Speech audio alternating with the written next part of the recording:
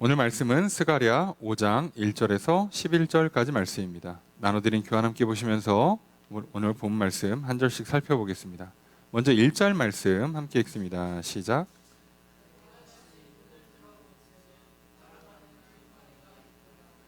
주어서로가 어떻게 될까요?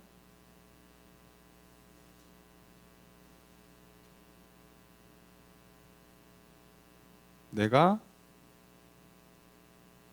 보았다예요. 정확히는 들어 올려서, 눈을 들어 올려서 보았다.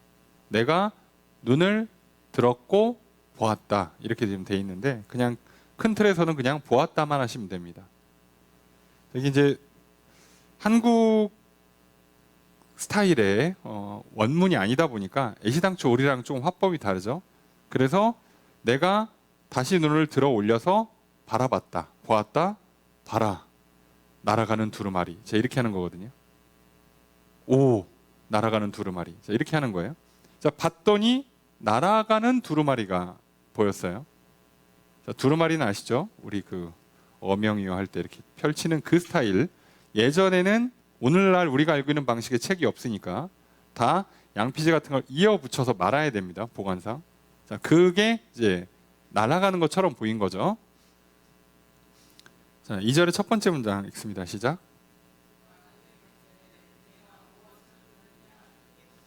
주어서로 어떻게 될까요? 그가 물어본다예요. 그가 물어봤어요. 나에게 뭐라고요? 그가 나한테 정확히는 그냥 말했다예요. 그가 나한테 말했다. 너는 무엇을 보는가? 이렇게 말한 거죠. 그러니까 이게 묻는 말이니까 물었다고 자연스럽게 번역하는 거예요. 그가 나에게 말했다. 여기서 그는 알고 있는 것처럼 옆에서 계속 말하고 설명해주고 있는 천사죠. 자, 뭘 보고 있냐라고 말을 하니까 2절의 두 번째 문장 읽습니다. 시작.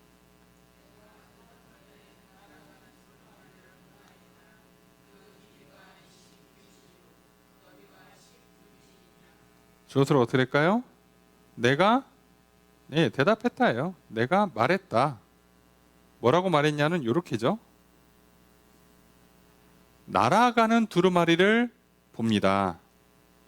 길이가 20규빗, 너비가 10규빗입니다. 자, 물어보니까 대답을 했어요. 날아다니고 있는 두루마리를 보고 있습니다. 자, 그리고 길이가 20규빗, 너비가 10규빗.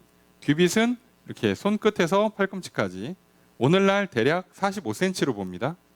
자, 45cm로 봐요. 그러니까 20규빗이니까 9m, 10규빗이면 4.5m. 여러분, 이 정도 사이즈를 환상 중에 봤는데 무슨 치수를 옆에다 써놓고 날아다니는 것도 아닌데 보면 어떻게 알까? 자, 지난 시간에도 말씀드린 것 같은데요. 하나님 말씀을 듣거나 환상을 보거나 할 때 하나님께서 메시지를 직접 전달해 주시는 경우가 있어요. 그때는 직관으로 들어온다고 그랬죠. 마치 양심에 찌르듯이 내가 뭐 판단할 틈도 없이 콕 그냥 찔러요. 뜨끔한단 말이에요. 벌써 알죠. 이거 잘못했다는 거. 내가 이것이 잘못일까라고 앉아서 생각해 본 적이 없는데 뭐를 하는 순간, 말을 하는 순간 탁 하고 그냥 찔러요. 1초, 2초 그냥 확 들어옵니다. 그냥. 알아요. 근데 본능적으로 알아요. 자, 이걸 직관적이라는 표현을 쓰거든요.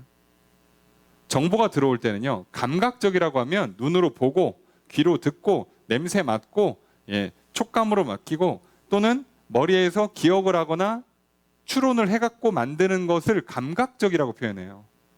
감각이라고 하면 생각을 안 한다고 생각하기가 쉬운데, 감각적이라는 건 생각을 하는 겁니다. 직관적이라는 건 생각을 안 하는 거예요. 어떻게 보면 뇌에서 어떤 그 사고의 작동이 없이 들어오는 겁니다. 자, 지금 봤는데 스가랴가 이걸 보고서는 저 날아다니는 두루마리를 보고 그 길이를 어떻게 측정하냐고, 현실적으로. 그죠? 뭐 기준이 될 만한 뭐가 있냐고. 지금 자기 키랑 비교해 보니까 2배야. 뭐 지금 그런 게 아니잖아요. 그런 거 없죠. 아무것도 없죠. 그냥 밑도 끝도 없이 딱 보자마자 20규빗, 10규빗이래요. 가로 세로. 뭐 길이 너비라고 표현하죠. 그냥 보자마자 알아요. 이건 9m, 이건 4.5m. 대단하죠. 여러분 우리가 사람을 딱 보자마자 키를 맞춘다고 생각해 보세요. 불가능하잖아요. 근데 직관으로 들어오는 거예요. 이렇게 들어올 때가. 그러니까 스가랴는 이렇게 직관으로 들어올 때는 딱 대답해요. 저거는 그냥 날아가는 두루마리. 20규빗, 10규빗 딱 찍어요. 근데 그게 아닐 때는 뭐라고 한다고요? 모르겠습니다. 그러죠. 이게 뭐냐라고 그러니까 무슨 뜻인지 아냐 그러면 모르겠습니다라고 대답한다고 그랬죠. 그러니까 하나님의 말씀을 들을 때 하나님의 뜻을 분별할 때요. 아는가 모르는가에 대한 분별이요. 오래 걸리지 않아요. 여러분 우리가 하나님 말씀을 들을 때요. 이 말씀이 맞다 틀리다를요. 엄청 생각해야 되는 게 아닙니다. 들으면 어차피 예스 아니면 노예요. 내가 이 말씀을 받아들이는 순간 믿을지 말지 내가 따를지 안 따를지를 그냥 순식간에 결정하는 겁니다. 절대 속으시면 안 돼요. 자, 그래서 그게 아니면 이제 어디로 가는 거예요? 나는 직관이 아니라 감각으로 들어가니까 엄청난 그 정보를 파악해야죠. 생각을 해야죠. 고민을 해야 됩니다. 자, 그래서 이때부터는 이제 우리는 사실 어떻게 되는 거예요? 오히려 감각기관을 쓸수록 정보의 정확도가 떨어지는 거예요. 아시겠습니까? 우리가 하나님을 이해할 때, 하나님을 믿을 때, 하나님과 사랑의 관계를 맺을 때 감각기관을 쓰면 쓸수록 더 정확도가 떨어지는 겁니다. 이해가 되시죠? 정확도가 떨어지는 거예요. 높아지는 게 아닙니다. 사단은 우리를 여기서 속인다고요. 자, 우리가 생각을 많이 할수록 정보를 많이 얻고 감각을 많이 얻고 경험을 쌓을수록 정확도가 올라갈 거라고 얘기하는 거예요. 자, 그런데 하나님께서 우리한테 말씀하시잖아요. 우리의 생사 문제, 인생의 화복 문제, 인생에서의 방향과 또 어떤 소위 운명적인 문제들 앞에서 우리는요 잘 모르죠. 근데 우리는 어느 순간에 그 운명적으로 안단 말이에요. 아, 이게 내가 가야 될 길이다. 아, 이 일이다. 아, 이 사람이다. 이거다. 아니다를 직관적으로 아는 경우가 있어요. 근데 놀랍게도요. 뭔지 모르는데 확 꽂히면서 나도 모르게 막 생각이 바뀌고 마음이 바뀌고 막 그래서 막 인생에서 갑자기 그 방향을 전환하시는 분들 있잖아요. 진로를 바꾸고. 이런 분들인데 의외로 정확합니다. 그게. 놀랍게도요. 그런데 앉아서 고민하잖아요. 높은 확률로 틀려요. 거의 틀려요. 사실 고민하는 것 자체가 이미 잘 모른다는 뜻이에요. 맨 처음 아담이 하나님을 만날 때 감각기관을 쓰지 않습니다. 추론하지 않아요. 경험을 의지하지 않습니다. 예, 그냥 아는 거라고 그랬죠. 죄를 짓고 나니까부터 이제부터 이상한 생각을 하기 시작하죠. 예. 자, 그래서 우리는 역순으로 보는 거예요. 우리 영혼이 죄가 없고 용서받고 믿음과 사랑이 충만해지면 직관력이 좋아져요. 그래서 하나님의 뜻을 분별하는 게 훨씬 쉬워집니다. 회복이 돼서. 보면 바로 아는 거예요. 아, 저건 저거구나. 아, 이거구나. 다른 건 몰라도 최소한 하나님이 어떤 분인지, 하나님이 지금 뭐라고 말씀하시는지 그거에 대한 분별력이 엄청 좋아진단 말이에요. 근데 여기에서 우리의 인생의 중요한 결정들은 다 여기서 나오거든. 그러니까 사실 인생사에서 되게 유리한 장점을 갖고 있죠. 이것 때문에. 근데 이게 망가지면 추론을 시작해요. 하나님이 나를 사랑하시나? 하나님께서 지금 이거를 허락하시나? 이 길로 가야 되나? 이거 해야 되나? 이 일, 이 사람 같이 가야 되나? 이거를요 고민하고 생각하고 열심히 애를 쓰고 노력하잖아요. 할수록 더 틀리는 현상도 일어납니다. 오죽하면. 자, 그래서 오늘 놀랍게도요. 여태까지 스가랴가 물어보면 맨날 모른다고 대답했거든. 근데 이번에는 정확하게 맞춰요. 두루마리인데 길이가 20규빗, 너비가 10규빗. 자, 직관으로 안다는 것이 첫 번째 우리가 기억해야 될 포인트고요. 두 번째는 이 20규빗과 10규빗이 갖고 있는 사이즈의 문제예요. 무슨 얘기냐? 이스라엘 백성들한테 20규빗과 10규빗이 무슨 의미입니까? 자, 지금 계속 이 환상들은요. 뭐를 주제로 삼고 있냐면 성전을 주제로 삼고 있어요. 성전 재건이 가장 중요한 주제예요. 자, 그럼 성전과 연결돼 있는 사이즈여야 되겠죠. 20규빗, 10규빗이. 그런데 성전에 구약의 성막에는 20규빗, 10규빗이 없어요. 자, 그러면 이게 뭔가라고 보면 솔로몬 성전에 건물이니까 건물로 성전을 지어놓고 건물 안에 사람들이 예배드릴 수 있는 조그마한 장소가 있고 그 안에 우리로 치면 성소와 지성소를 따로 만들어 놨겠죠. 자, 성소와 지성소를 만들어 놓고 이제 성막이 아닌 건물이니까 그 커튼으로 가려놓는단 말이에요. 자, 가려놓으면 요 들어가기 전에 오늘날 치면 약간 전실 개념이에요. 전실, 대기실 같이 쓰는 공간이 있어요. 그러니까 제사장이 그 성소, 지성소를 향해 가기 전에 요만큼 공간을 따로 빼놓는데 건물이니까 그렇게 해놓는 거예요. 그만큼 빼놓는데 그 사이즈가 20규빗, 10규빗이에요. 거기 사이즈가. 그러니까 이거를 누군 알아요? 솔로몬 성전 이후 세대들은 아는 거예요. 이 사이즈를. 여기 사이즈를. 자, 이걸 아는 겁니다. 이걸 보고 그래서 이거를 뭐 예전에는 번역할 때 솔로몬 성전의 낭실이라고 표현하고요. 오늘날 우리식의 표현에서는 전실이라고 하면 좀 더 이해가 쉽죠. 그 사이즈입니다. 그러니까 이거 지금 얘도 결과적으로는 뭐에 연결되어 있는 거죠? 성전과 연결되어 있는 환상이에요. 자, 그럼 이거는 말씀이나 어떤 문구 자체가 아니라 성전과 연결된 파생된 개념이라는 걸 우리는 여기서 추측을 할 수가 있는 거죠. 아, 이 환상도 결국은 성전에 뭔가 연동된 환상이구나. 자, 그걸 보는 거죠. 자, 3절 읽습니다. 시작.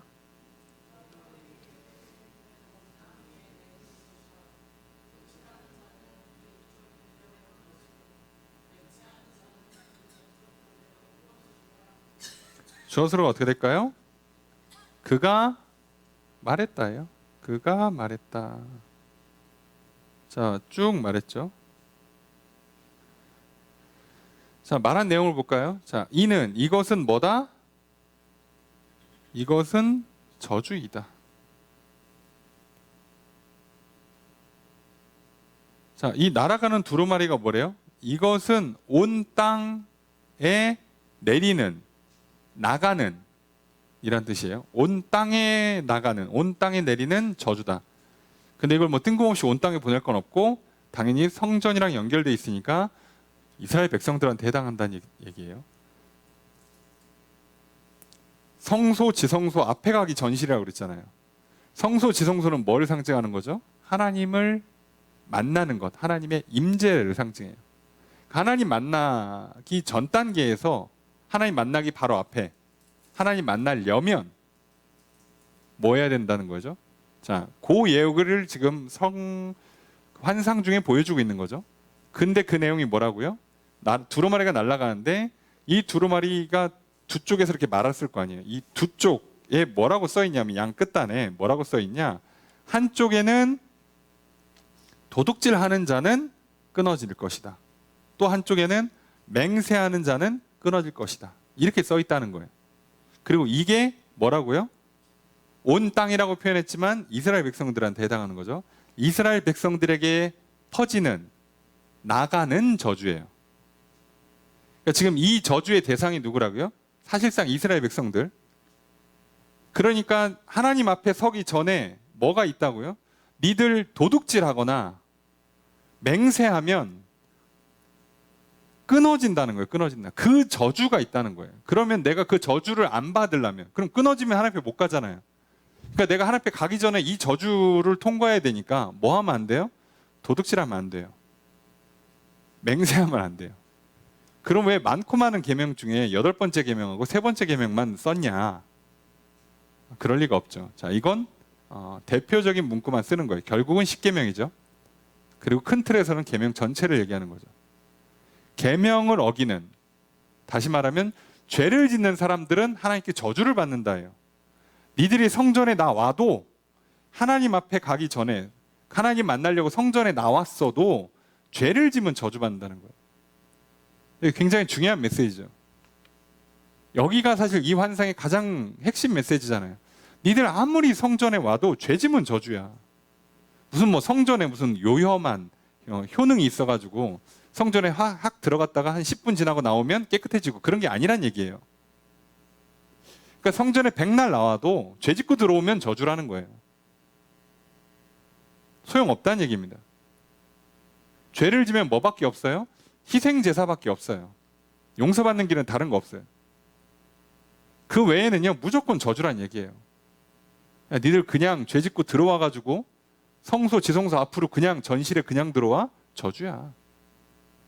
죄 지면 안 돼. 왜 그러냐? 이스라엘 백성들이요 벌써 무슨 실수를 했어요? 솔로몬 성전 으리으리하게 졌어요. 근데 지면 뭐해? 성전 지어놓고 우상숭배 다 했죠. 죄 다 졌죠. 뒤에 환상에도 나오겠습니다. 에바, 그 우리로 치면은 뭐 도량령 하는 그릇이죠. 한 되라고 하지만 사실 에바는 사이즈로만 따지면 22리터예요. 그러니까 좀 큰 사이즈인데 그게 중요한 건 아니니까. 그 도량령을 속인단 말이에요. 자, 이렇게 속이는 거를 도둑질이라고 표현해요. 그리고 이게 속여놓고 이제 구약 율법에 보면 속이기 전에 뭐라고 해야 되냐? 이 저울추가 정확합니다라고 소위 맹세를 하는 거예요. 그렇잖아요. 오늘날처럼 무슨 이렇게 추가 정확하지 않은 시절이잖아. 그러니까 내가 속이지 않습니다라고 맹세를 해줘야 된다고. 계약을 할 때. 방법이 없으니까. 근데 이 사람들이 어떻게 하겠어요? 속여놓고 맹세하겠지. 거짓 맹세를. 뭐라고요? 이거 22리터 정확합니다라고 맹세해놓고 하나님 앞에서 이거 내가 하나님의 이름을 걸고 맹세합니다. 이거 22리터 정확한 치수입니다라고 해놓고 실제로는 20리터야. 빼먹는 거죠. 예. 이렇게 했다는 거예요. 그 당시에. 세금 과다하게 걷고. 그래서 하나님께서 책망하고 우상 숭배하는 걸 책망하고 결국은 이들이 어떻게 됐어요? 성전 있으면 뭐해? 성전 무너졌죠. 포로로 끌려갔죠. 나라 망하고. 그 얘기입니다. 니네 그런데 성전을 짓는데 내가 짓게 해줄 거야. 앞에 환상을 통해서 뭐라고 약속했어요? 무조건 짓게 해줄 거야. 짓는 거 성공시켜줄게. 내가 지을 거야. 그리고 지으면 내가 임재하고 복을 줄 거야. 너네 번성하게 될 거야. 그리고 이방 민족들, 너희들 괴롭혔던 이방 민족들은 벌을 받을 거야. 했어요. 자, 그러면 이제 성전이 지어지겠죠?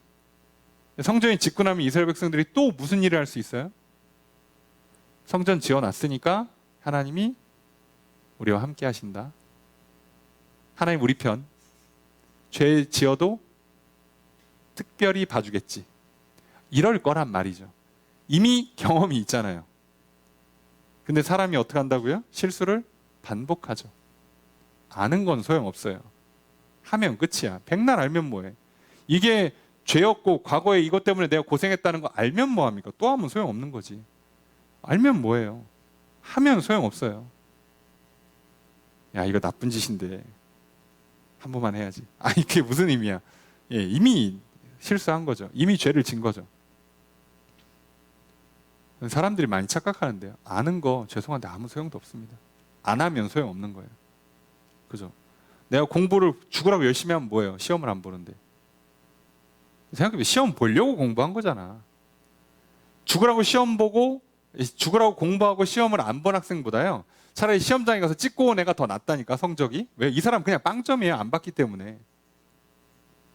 얘는 찍고 와서 20점 맞았어. 얘는 20점을 받았다니까, 점수를. 이 사람은 점수를 아예 못 받은 거예요. 아예.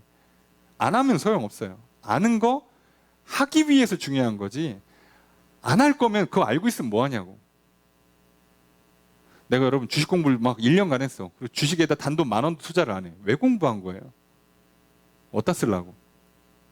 그죠? 소용없는 겁니다. 알면 뭐 하냐고. 야, 저기다 투자하면 한 10년 만에 한 5배 튈 텐데 알면 뭐 하냐고. 투자를 해야지. 그런데 예수님 뭐라고 말씀하셨어요?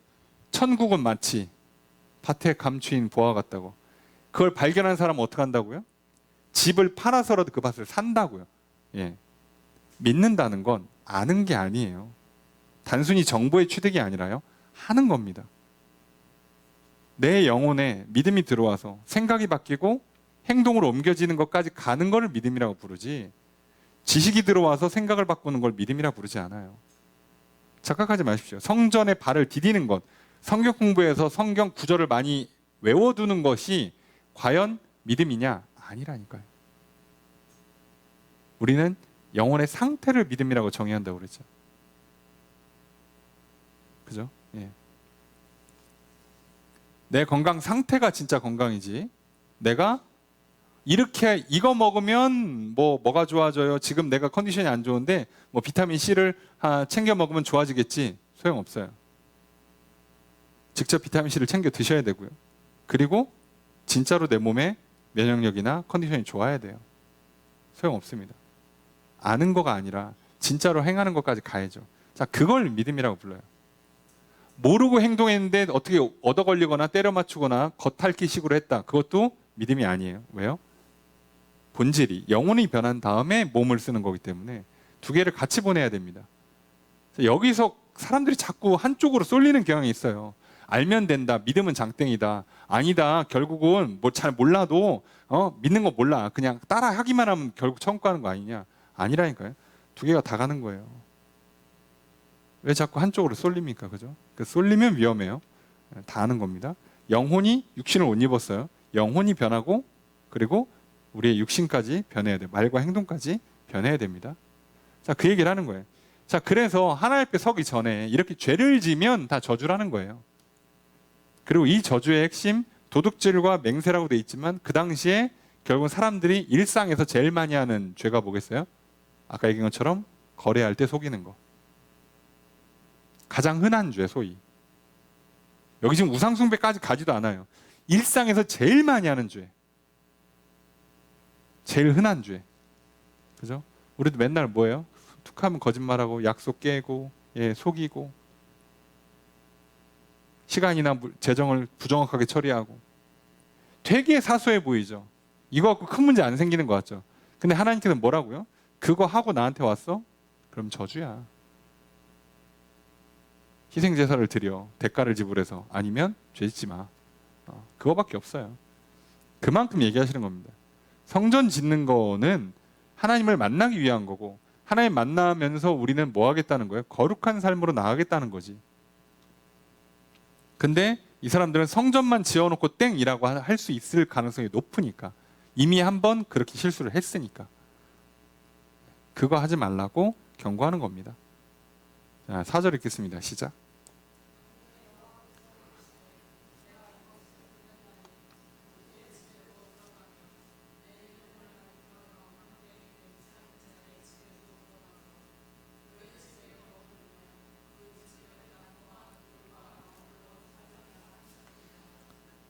주엇을 어떻게 할까요? 자, 그러니까 이게 갑자기 만군의 여호와가 등장해서 말씀하시면 이상하잖아요. 지금 천사랑 얘기하고 있는데 그래서 이거는 직접 인용이에요. 직접 인용. 무슨 얘기냐면 만군의 여호와의 말씀이다예요. 직역을 하면 만군의 여호와의 말씀이다. 의 말씀이다. 그러니까 앞에 천사가 큰 따옴표에서 뭐라고요? 여기도 큰 따옴표인데 뭐만? 요렇게 한 말씀은 요거는 하나님이 하신 말씀을 직접 인용하고 있다는 거예요. 그렇게 이해해야지. 지금 대화체인데 이렇게 하면 갑자기 만군의 여호와가 진짜 문장에서 주어가 됐기 때문에 이러면 번역을 잘못한 겁니다. 이거는 여기 와서 갑자기 얘기하신 적이 없어요. 환상 중에는 만군의 여호와가 직접 등장하지 않습니다. 계속 만군의 여호와의 말씀을 전달해주고 있는 거지 직접 등장하시지 않아요. 이 환상에서는. 그래서 직역하면 만군의 여호와의 말씀이다예요. 자, 그래서 뭐라고 여호와께서 말씀하셨냐? 내가, 여기서 내가가 여호와죠. 자, 내가 이것을 보냈다. 이거 뭐예요? 두루마리. 내가 두루마리 보냈죠.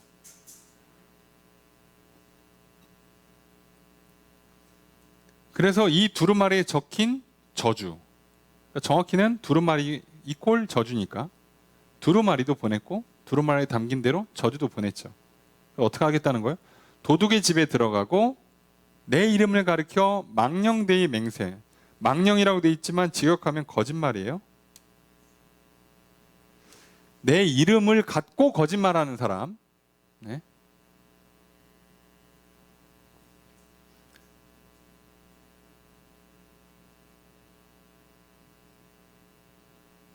자, 이렇게 하는 사람 어떻게 하겠다는 거예요?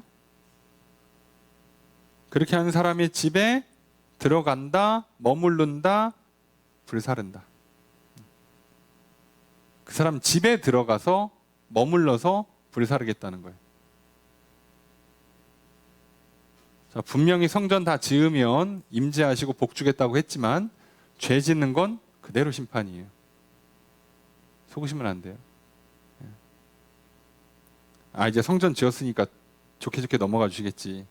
아유, 뭐 저기 내가 주일날 예배 드렸으니까 이 사소한 죄들은 하나님이 넘어가 주시겠지. 눈 감아 주시겠지.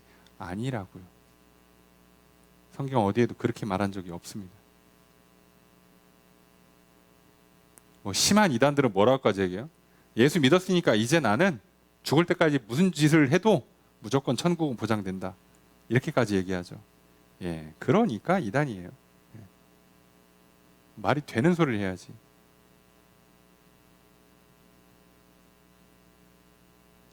아니 그럼 예수님이 왜 가늠한 여인한테 가서 다시는 죄를 짓지 말라고 그래? 야, 내가 용서했으니까 너 이제 가서 마음껏 살아 그래야지. 아니, 천국 못 갈까 봐 불안한 마음은 이해해요. 그러면 더 기도하고 성령이 주시는 증언을 들으면서 담대함을 가져야지 뭘 거짓말을 해. 사기를 칩니까? 이게 우리한테 조심해야 돼요. 아니 내가 건강이 염려가 되면 더 건강검진하고 더 운동하고 더 잘 먹고 할 생각을 해야지. 뭐 그냥 앉아가지고 안 죽어 안 죽어. 옆에 사람들이 와가지고 괜찮다고 안 죽는다고. 이게 무슨 소용이 있어요? 막 그 말을 들을 때는 마음 편하겠지. 괜찮냐고 실제로. 무슨 소리 하는 거예요? 안 괜찮아요 절대. 내가 괜찮다고 하고 옆에 사람 괜찮다고 하면 괜찮아지는 거냐고. 진짜로 괜찮아야죠. 자, 그건 하나님이 하시는 것. 그렇잖아요. 내가 괜찮다고 하는 게 어딨어. 아니 내 건강 상태를 몰라요. 의사도 자기 몸 상태를 몰라서 본인도 피 검사해야 되고 그 기계에 들어갔다 와야 돼요. 그런데 우리는 어떻게 하냐고. 괜찮아. 내 영혼의 상태를 하나님 앞에 가서 알아야지. 내가 어떻게 알아요? 이건 죄가 아닐 거야? 하나님 날 저주하지 않을 거야? 절대로 그렇게 알 수 없습니다. 자, 그래서 분명히 이 인간들 그러고도 남어. 이것들 벌써 한 건 크게 해갖고 그냥 나라 말아먹었잖아요. 이제 돌아와서 다시 짓고 있는데 지을 때부터 초장부터 뭔가 지금 스텝이 꼬여 있어요. 그러니까 어떡합니까? 내가 짓게 할 거야. 믿고 용기 내서 와. 그런데 짓고 나서 너네 또 그럴 거지? 하지 마. 아니야. 속지 마. 분명히 잘못하면 제사장들도 속여요. 그죠? 아유 저기 소 한 마리만 가져오셔. 그런 거 다 하나님 용서해 주셔. 아주 대놓고 사기칠지 모릅니다. 아 예배만 잘 드리셔. 저기 주일 출석 빠지지 마. 헌금 많이 하시면 돼. 그렇게 사기칠 거라고. 서로 좋게 넘어갈지 모른다고. 그게 언제나 있어요. 언제나. 어느 시대나 있다고. 모든 사람한테는 이 유혹이 있는 거예요. 할 수 없습니다. 그리고 이 싸움을 싸우는 것이, 그래서 거룩함을 잃지 않는 것이 우리가 성전을 짓는, 내 안에 우리 안에 성전을 짓는 비결이지. 무슨 적당히 타협하고 넘어갑니까? 그런 건 없어요. 속지 마세요 제발. 그래서 이 얘기를 하는 거예요. 내가 직접 심판하겠답니다. 나 만나러 성소 바로 앞에, 성소 지성소 그 바로 앞에 전실에 들어오는데 도둑질하고 거짓 맹세를 해. 그건 내가 저주할 거야. 그건 안 받아줘 이 얘기잖아요. 자, 그 얘기입니다. 자, 그거를 설명한 거고요. 이제 5절부터는 또 다른 환상이 나오죠. 이제 여섯 번째, 요번에 7번째 환상이죠. 5절 읽습니다. 시작.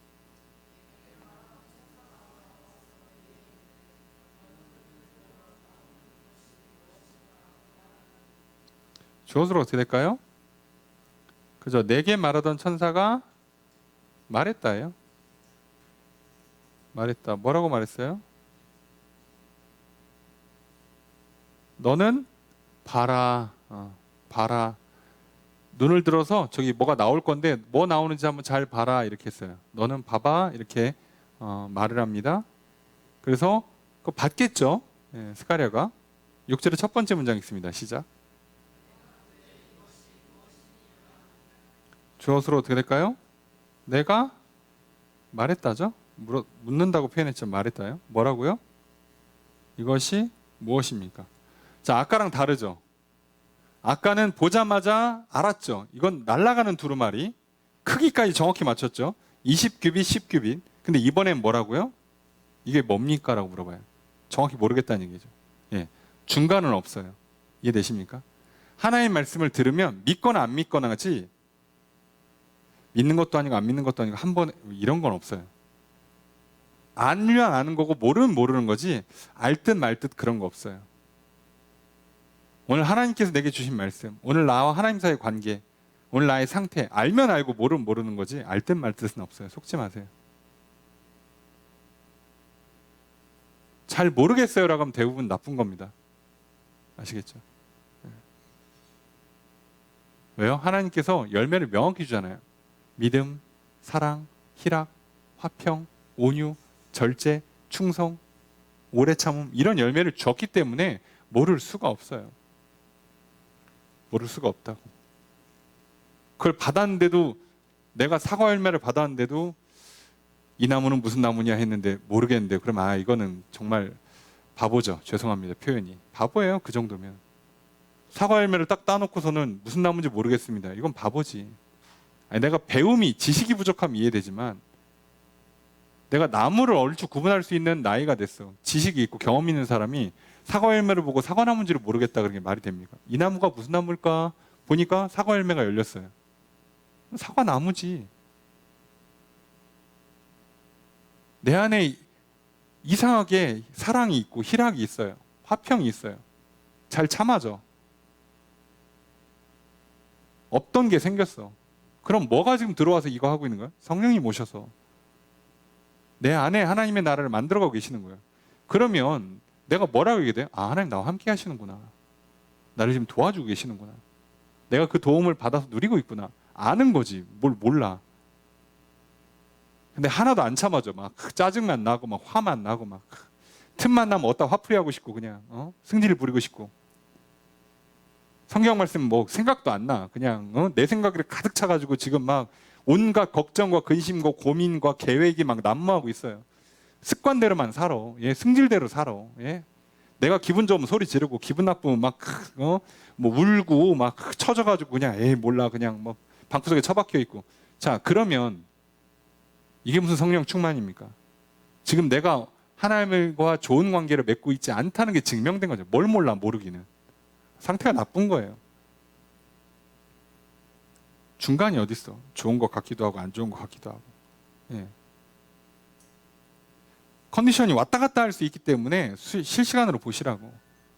그럼 빨리빨리 정신 차리고 뭐라고 해야 돼요? 큰일 났다. 하나님 도와주십시오. 해야지. 내 생각을 멈추고. 바울이 고백하잖아요. 몸을 쳐서 복종시킨다고. 안 하면 지는 거예요. 안 하면 지는 거예요. 내가 몸 상태가 안 좋은데 병원 안 가면 이제 나는 내일부터 오늘 밤부터 열이 펄펄 끓는 겁니다. 병원 가서 처방 치료받지 않으면 나는 오늘 밤 자력으로 이 질병을 못 이겨요. 예. 당연한 거죠. 뭘 물어봅니까 이걸? 만약에 누가 이렇게 얘기하면 아픈데 병원을 어떻게 갑니까? 그렇게 하시면 그냥 알으세요. 믿음이 없는데 기도를 어떻게 합니까? 제가 드릴 수 있는 말은 그럼 믿지 마세요. 어떻게 하라고 도대체? 어떻게 하라고? 이건 진짜 답이 없잖아요. 뭐 어떻게 해달라는 거야 도대체?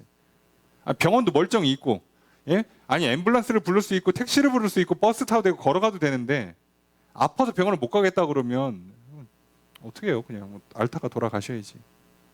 누구도 못 도와줍니다. 나를 병원에 데려다 줄 사람이 없는데 아니 지금 내가 쓰러져 죽으려고 하는 게 아니잖아. 내 발로 걸어갈 수 있잖아요. 여러분 설마 지금 우리가 입을 열어서 예수님도 못 부릅니까? 설마? 그 정도도 안 돼요? 무릎 꿇어서 기도하는 것도 안 됩니까? 1분도 기도가 안 됩니까? 안 하는 거예요. 그죠? 믿음이 없다고요? 아니요. 그건 내가 할 수 있는 거예요. 하고선 내 영혼의 상태가 좋아졌나를 체크하는 거지. 뭘 믿음이 없으니까 안 한대. 되도 않는 그럴듯한 핑계 대지 마시고요. 절대로 정확하게 하셔야 돼요. 스가랴가 애매하게 대답한 적이 없어요. 알면 알고 모르면 모르는 거예요. 하면 하고 안 하면 안 하는 겁니다. 성경에 보세요. 하나님을 제대로 믿고 따르던 사람들이 말을 흐린 적이 있습니까? 하나님께서 명령을 받으면 다 성경 뭐라고 써 있어요? 다음날 일찍 일어났다고 되어 있어요. 또는 즉시로 행한다고 되어 있습니다. 뭘 한 일주일 준비하고 갑니까? 그런 거 없어요. 성경에 아예 그런 게 안 나와요. 예수님도 예라고만 한다고 그랬잖아요. 그리고 뭐라고도 얘기해요? 예, 아니오로만 말하라고 그랬잖아요. 원래 그런 겁니다. 우리 신앙생활이. 그래서 이렇게만 하시면 우리가 하나님과의 관계도, 우리 영혼의 상태도, 또 육신의 상태도, 우리 인생도 되게 쉽게 풀 수 있어요. 왜 이렇게 복잡하고 어렵게 만드냐고. 뭐가 컨디션이 안 좋으면 빨리 가서 약국 가서 약을 사 먹든 병원 가서 치료받고 하면요, 오늘 밤 조금 열이 오를 듯 하다가 그냥 가라앉고 내일부터 정상생활 할 수 있다고. 얼마나 쉬워. 건강관리 얼마나 쉽냐고요. 그죠? 병원, 약국이 가까이에 있는 우리의 삶에 몸 관리하는 게 얼마나 쉽냐고. 그렇잖아요. 병원 한번 가려면 막 한 2시간씩 버스 차 타고 가야 되는데 한번 살아보실래요? 약국이 없어. 없어. 우리 동네에 없어. 다른 도시로 나가야 돼. 그러면 어렵다는 게 이해가 되지만 우리가 오늘날 그렇지 않은 시대를 살아요. 우리가 하나님을 만나는데 이름 하나만 부르면 끝납니다. 교회 와서 예배 시간 맞춰서 와야 되는 게 아니잖아요. 예수님께서 우리에게 열어준 길이 간단하잖아요. 언제나 어디서나 누구나 내 이름을 부르면 그 기도를 들어주시겠다잖아요. 하나님이 계시다고 믿고 그냥 그 이름을 불러서 기도하면 들어주시겠다잖아요. 그러니까 얼마나 쉬워요. 자, 그래서 정확히 하셔야 돼요. 신앙생활을. 가끔 저도 참 답답한 게 어떤 일을 하다 보면 사람들이 이렇게 얘기해요. 제가 왜 그랬는지 모르겠어요. 하려고 했는데 잘 안 돼요. 그 얘기가 그럼 정말 하나님 앞에서 아예 그거는요, 용서받을 수 있는 기회마저 날리는 거예요. 잘못했으면 잘못했다고 하는 거야. 혼나면 어때? 고치면 되지. 모르겠어요. 그럼 어떻게 해달라는 거야? 자, 모르겠다는 얘기는 뭐예요? 그러니까 그 일을 지금 병을 고치겠다는 거야? 그럼 그냥 아니면 그냥 안 고치고 그냥 죽겠다는 거야?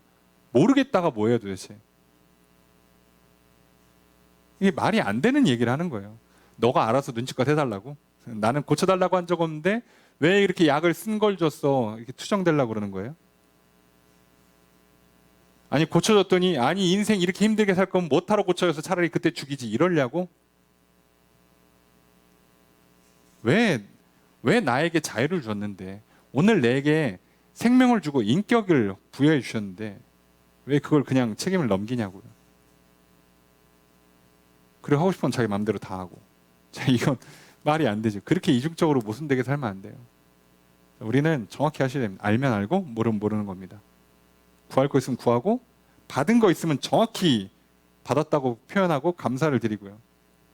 구할 거 있으면 정확히 구하고 하는 거예요. 주시면 좋고 아니면 말고. 아 이걸 또 모르겠네. 아 모르겠어요. 뭐 알아서 해주세요. 자, 그런 건 없어요. 하나님과 우리 사이에서. 내가 죄를 졌으면 죄를 진 거고 그 죄를 하나님께 용서받을 건지 아니면 그냥 하나님 모른 척하고 그냥 내 인생 막 살지 그렇게 가는 거지 이게 죄인지 아닌지 모르겠어. 아 몰라 또 해. 그런 건 없어요. 자, 그래서 정확히 하시는 겁니다. 그리고 보면 이 천사도 특이하죠. 계속 물어보죠. 네. 하나님도 우리한테 계속 물어볼 겁니다. 너 지금 뭐 하고 있니라고. 잘 보셔야 돼요. 예수님께서 병자를 고칠 때 꼭 뭐라고 물어보세요? 내가 낫기를 원하냐? 라고 물어보세요. 안 물어보신 적이 없어요. 신기하지 않습니까? 환자가 낫기 싫은 사람이 어디 있을까? 아니요. 물어봅니다. 물어본다고요. 대답해야지. 그죠? 여러분 우리가 천국에 가길 원한다면 물어보실 때 대답해야죠. 복을 받길 원한다면 물어볼 때 대답해야죠. 정확히 대답해야죠. 예. 그 대답에 따라서 주시겠다잖아. 얼마나 쉬워요. 천국 가기가, 복 받기가. 문제가 해결받기가 얼마나 쉽습니까? 자, 우리 이 얘기를 하는 거예요. 그리고 나서 이제 그거에 대한 그 사실상 6번째 환상과 7번째 환상은 연동돼 있어요. 개념상. 같은 개념을 설명합니다. 자, 물어보니까 당연히 설명하겠죠. 6절의 두 번째 문장 있습니다. 시작. 주어 소설 어떻게 될까요? 그가 말했다요. 뭐라고 말했어요? 나오고 있는 이게 뭐라고요? 에바. 정확히는 그 되같이 상자예요, 상자. 곡식 담아서 측량할 수 있는 상자예요. 바구니 같은 거. 자, 그런 거예요. 에바는 그 당시에 하여간의 기본 단위로는 22리터예요. 자, 6절의 세 번째 문장 있습니다. 시작. 주어서 어떻게 될까요? 그가죠, 그가. 천사가. 그가 뭐 했다? 말했다. 뭐라고 말했어요? 온 땅에서 그들의 모양이 이러하다. 자, 요게 해석이 좀 어렵습니다. 왜냐하면 이거 직역을 하면 뭐라고 직역이 되냐면 이것은 온 땅의 눈이다예요. 눈. 온 땅의 눈이다. 자, 이것은 온 땅의 눈이다. 이렇게 직역이 돼 버려요. 그래서 이것은 온 땅에서 온 땅에 있는 그들의 눈이다.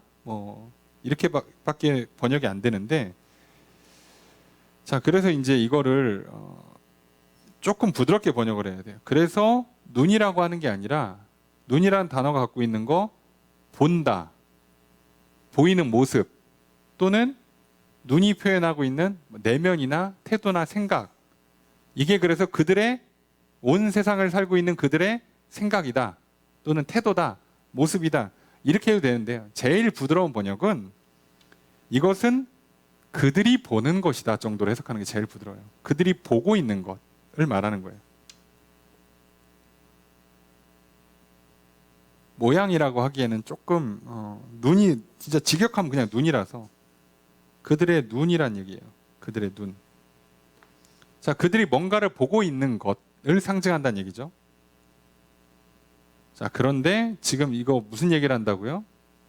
죄 짓는 거 관련돼서 얘기하고 있죠. 과거에도 했고 앞으로도 할 가능성이 높은 죄.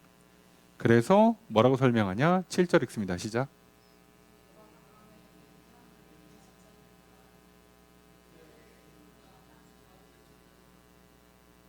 주어서로 어떻게 될까요?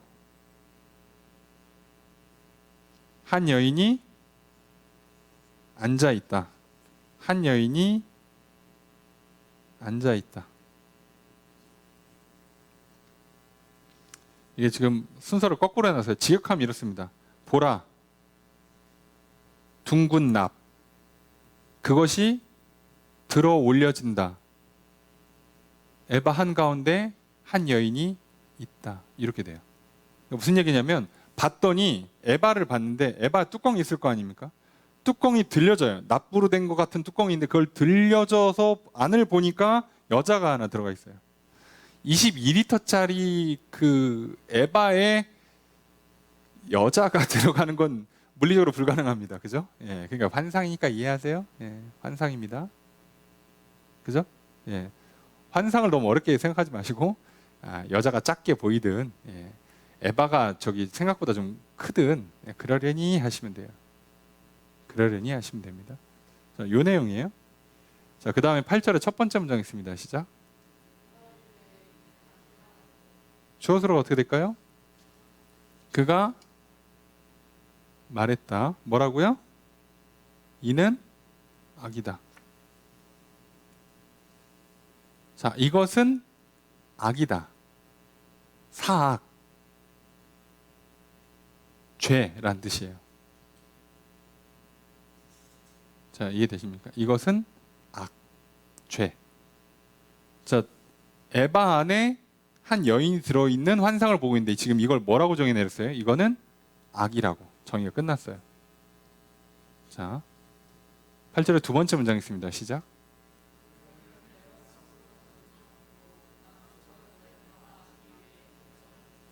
주어서로 어떻게 될까요? 주어가 뭐겠습니까? 그가예요. 그죠? 그거 천사. 그가 뭐 했다? 그가 던져 넣었다. 누구를? 그 여인을 그리고 던져서 덮었다. 둘 다 던졌다예요. 둘 다 던졌다는 뜻인데 단어는 똑같습니다. 뭐를 던져서 덮었어요? 납조각을. 무슨 얘기냐면 이게 납으로 된 뚜껑이 열렸더니 여자가 들어있어요. 그런데 그걸 딱 보고 있으니까 천사가 뭐라고요? 이건 악이야 라고 말한 다음에 어떻게 해요? 그 여자를 구겨놓고 뚜껑을 덮어요. 지금 장면이 그렇게 연출되고 있는 겁니다. 이해는 되시죠? 그게 악이 튀어나오려고 하니까 밀어넣고 뚜껑을 덮었다고 지금. 근데 지금 이 에바가 뭘 상징한다고요? 사람들이 일반적인 거래, 시장에서 사고 팔 때 뭐 했다고? 거짓말했다고. 이거 정확해요 하면서 정확하지 않게 팔았다고요. 22리터짜리 도량령을 측정을 해야 되는데 20리터만 팔았다고. 하나님 이름으로 맹세까지 해가면서. 이해되십니까? 그렇게 사기를 쳤어요. 자, 그 죄악이 세상 사람들이 다 그러고 살았다는 거야. 그죠? 이게 세상의 눈이라고 그랬잖아요. 대부분의 사람들이 다 그러고 살았어. 자, 그걸 보고서는 이제 뭐라고 하는 거예요? 그 죄악이 이제 뚜껑 여니까 튀어나오려고 하니까 천사가 밀어넣고 뚜껑을 덮어버렸어요. 자, 환상의 내용을 보셔야 돼요. 그 다음 9절 읽습니다. 시작.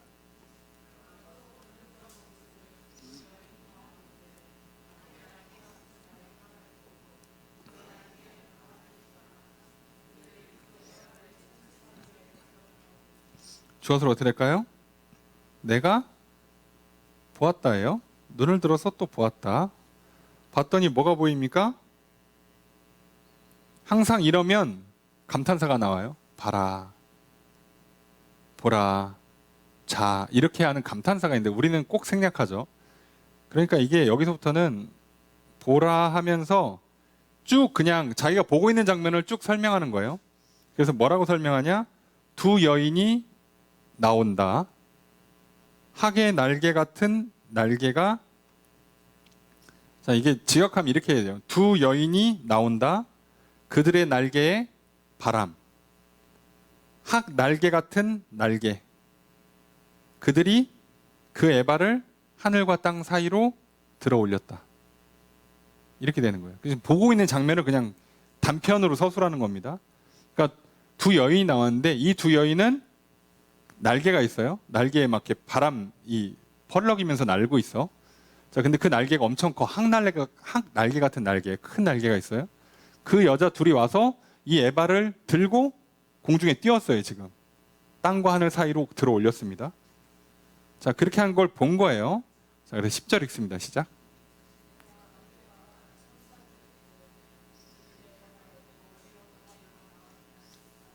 주어를 어떻게 될까요? 내가 물었다, 말했다죠. 정확히는 뭐라고 말했을까요? 그들이 에바를 어디로 옮겨갑니까? 라고 말했어요. 들고 가니까 물어보죠. 이거 지금 몰라요. 알면 이렇게 하구나 바로 알 텐데 몰라요. 그럼 바로바로 물어보는 겁니다. 모르잖아. 이 사람들이 누군지도 모르고 어디로 가는 건지도 몰라요. 그래서 어디로 갑니까? 라고 물어봐요. 지금 악을 들어 올렸어. 악을 가둬가지고, 에바에다가 악을 가둬가지고 들어 올렸어. 자, 이거 어디로 가냐 물어봤더니 11절 읽습니다. 시작.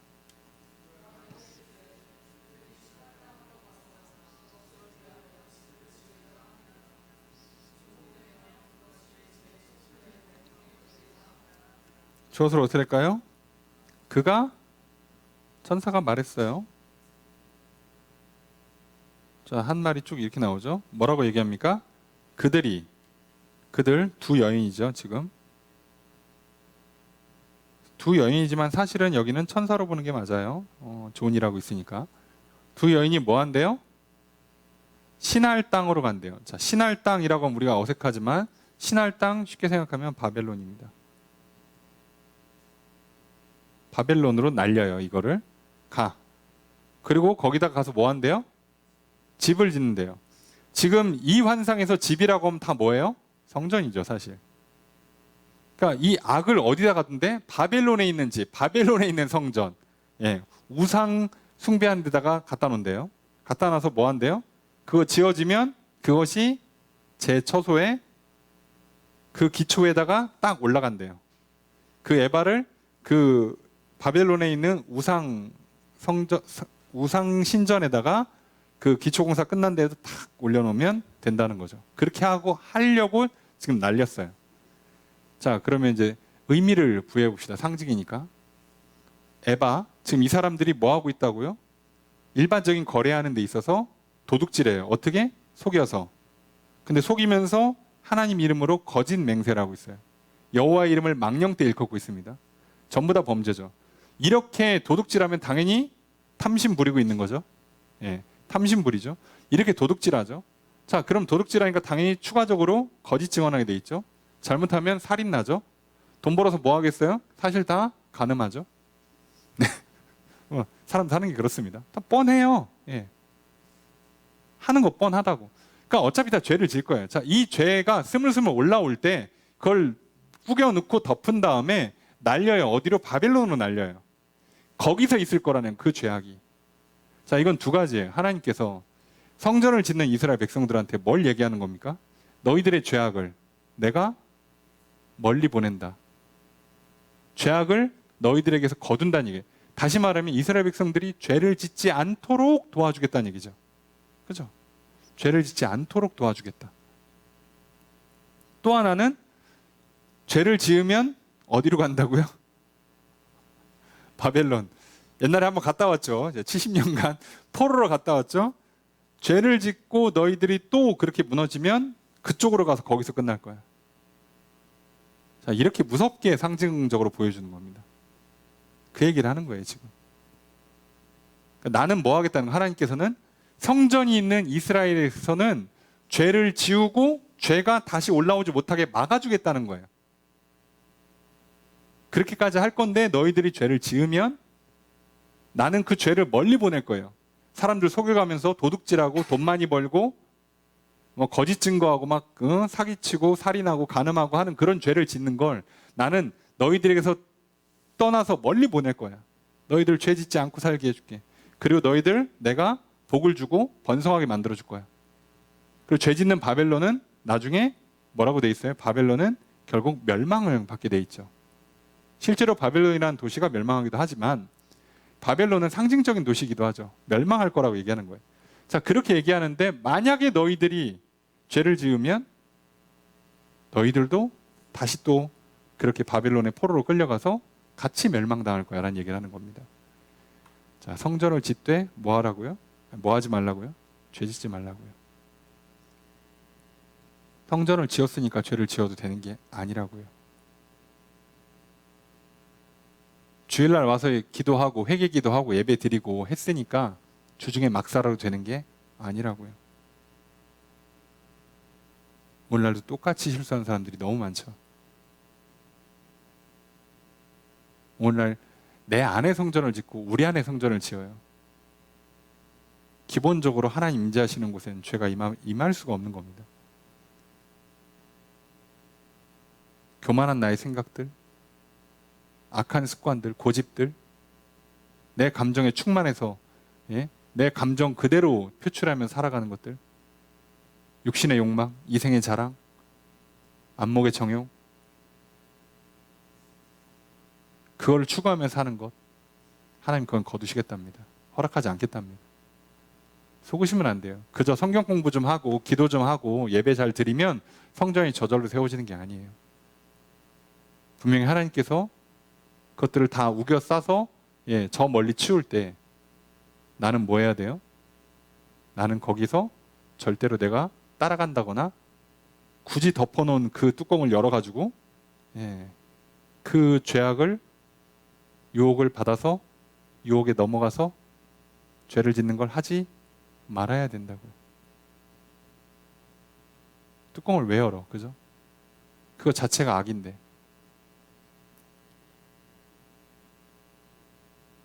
술 한잔 해도 되지 않을까?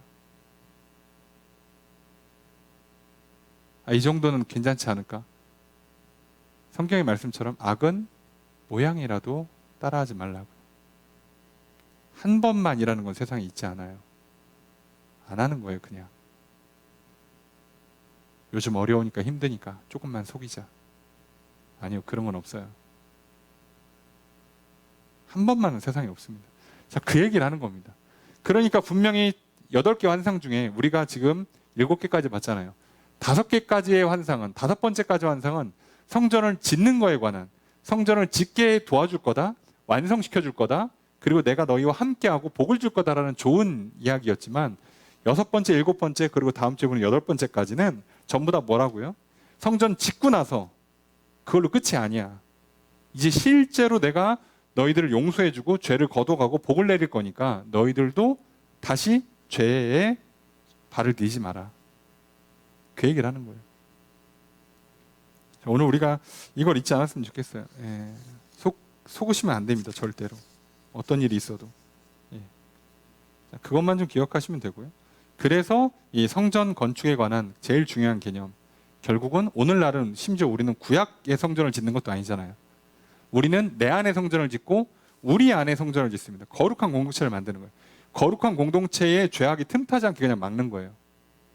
뭐 세상이 다 그러니까 우리도 좀 합시다. 옆에 교회도 한다니까 우리도 좀 해봅시다. 요즘 이거 유행이라니까 우리도 한번 해봅시다. 하지 말자고. 아예 뚜껑을 열지 말자고. 안 해도 돼요. 그죠? 그건 다 멀리 버리시고. 내 안에도 마찬가지고.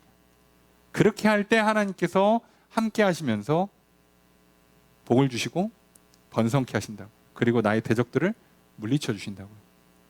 이 순서가 안 바뀝니다. 성전 짓고 내 안에, 우리 안에 성전 짓는 걸 항상 먼저 하셔야 돼요. 이스라엘 백성을 지금 성전 공사 중단 16년 동안 하나님 복을 안 주셨어요. 그걸 기억하셔야 됩니다. 속으시면 안 됩니다. 자, 이것만 기억하시면 간단하죠. 오늘 우리가 이 말씀을 잊지 않았으면 좋겠고요. 말씀을 좀 적용해 보겠습니다. 먼저 첫 번째, 스가랴 5장 1절에 4절은 스가랴의 6번째 환상에 대한 기록입니다.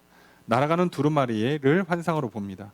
스가랴가 환상 중에 날아가는 두루마리를 보았는데 그 크기가 가로 세로 9m, 4.5m의 크기이기에 두루마리 양편에 기록된 글씨를 스가랴가 볼 수 있었습니다.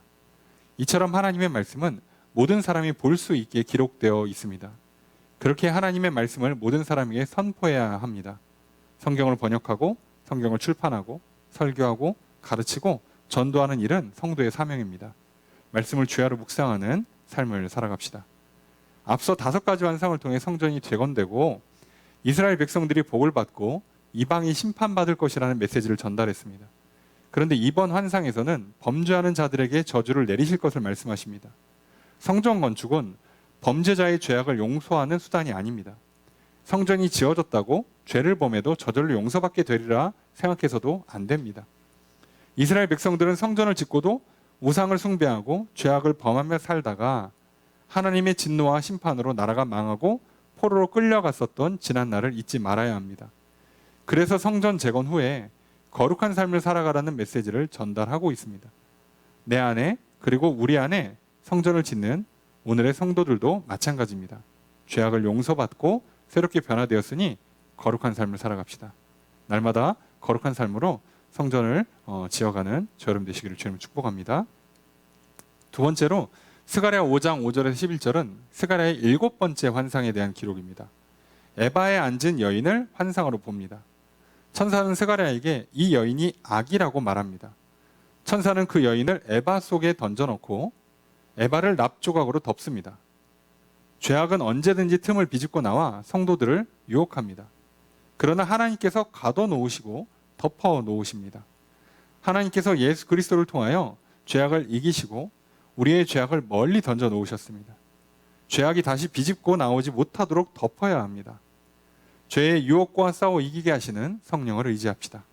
죄악이 틈타지 못하도록 항상 기도와 말씀에 깨어 있읍시다.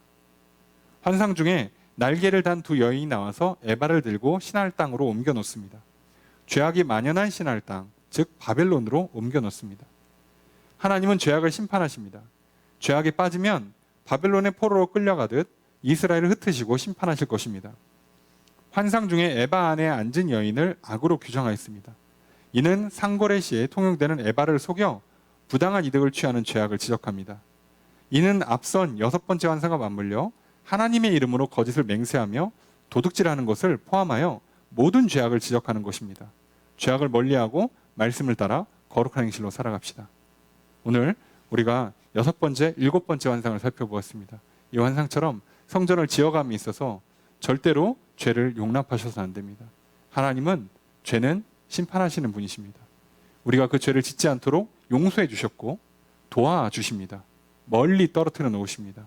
성령을 힘입어서 우리가 다시 이 죄악을 싸우신다면 능히 이길 것이요, 또 거룩한 삶을 살아갈 것이요, 그래서 성전에서 늘 하나님과 화목한 관계를 누리면서 생명을 누리고 복을 누리게 될 것입니다.